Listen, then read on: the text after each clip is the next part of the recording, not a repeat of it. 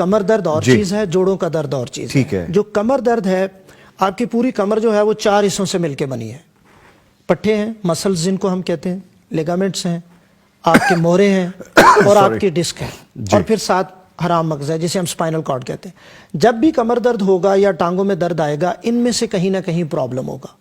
عام جیسے major problem ہم کہہ دیتے ہیں جی یہ پٹھوں کا کھچاؤ ہے ایک پیشنٹ کو، لوگ اس کو چک پڑنا بھی کہہ دیتے ہیں، مسل سپیزم بھی کہہ دیتے ہیں، وہ ایک بڑی وجہ بن جاتی ہے۔ خواتین میں آپ نے جس طرح ذکر کیا، اب ایک خاتون کی شادی اگر 25 سال کی عمر میں ہوئی ہے، اور یہ میں خاص کر چاہوں گا کہ لوگ اس پہ توجہ دیں، 35 سال تک وہ بچے پیدا کرنے کی عمر میں ہے، ظاہر ہے 2 بچے ہیں، اگر 3 بچے ہیں، اب وہ بچہ ماں کے پیٹ میں ہے، اللہ تعالیٰ کا نظام ہے، قدرت کا حسن ہے، یہ وہ ماں سے خوراک لے رہا ہے۔ اس دوران وہ عورت ایک بندے کو نہیں پال رہی، 2 لوگوں کو پال رہی ہے، اپنے جسم کو اور اپنے بچے کو۔ پھر اس کے بعد وہ بچہ ماں سے دودھ پی رہا ہے تو تب بھی وہ عورت اس کو پال رہی ہے۔ اس 2 سال کے ٹینیور میں اگر ایک عورت کے 3 بچے ہیں تو 6 سال کا ٹینیور بن گیا۔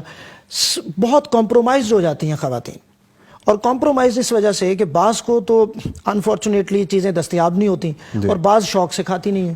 ہماری خواتین یہ بھی بہت کرتی ہیں، ڈائٹنگ کے چکر میں، وزن کم کرنے کے چکر میں، یہ جو مختلف ٹوٹکے وہ سیکھتی ہیں، وہاں سے وہ کیا ہوتا ہے کہ ان کی پھر وٹامن ڈی کا لیول کم ہو جاتا ہے، کیلشیم کا لیول کم ہو جاتا ہے، باڈی میں جو طاقت ہے، نیوٹرینٹس ہیں، ان کا لیول کم ہو جاتا ہے، اور پھر ہڈیاں کمزور، اور پھر ہر دوسری خاتون کو آپ دیکھیں گے کہ جی کمر میں درد۔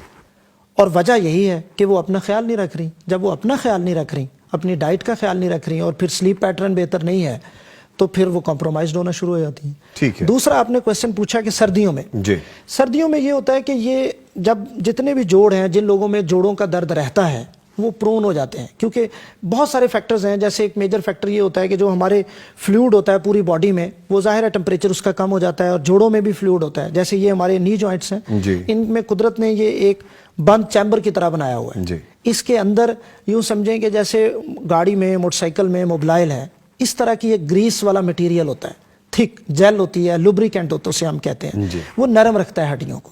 جیسے یہ اوپر والی ہڈی ہے گوڈے کی، یہ نیچے والی، اب یہ دونوں ہڈیاں رگڑ کھائیں گی تو قدرت نے ایسا خوبصورت نظام بنایا کہ وہ ایک دوسرے کے اوپر رگڑ نہیں کھائیں گی، بلکہ وہ اس جیل کے اوپر، وہ فلوئڈ اس کو سپورٹ کرے گا، وہ لیکوڈ کے اوپر موو کریں گی۔ اب جب عمر کے ساتھ ساتھ وہ لیکوڈ کم ہونا شروع ہوتا ہے، یا جب یہ سردیاں آتی ہیں اس میں ٹمپریچر کم ہوتا ہے، یا پھر ہم سردیوں میں پانی کم پیتے ہیں، وہ بھی ایک کنٹریبیوٹری فیکٹر ہوتا ہے، اس سے پھر پین رہنے لگ جاتا ہے لوگوں کو۔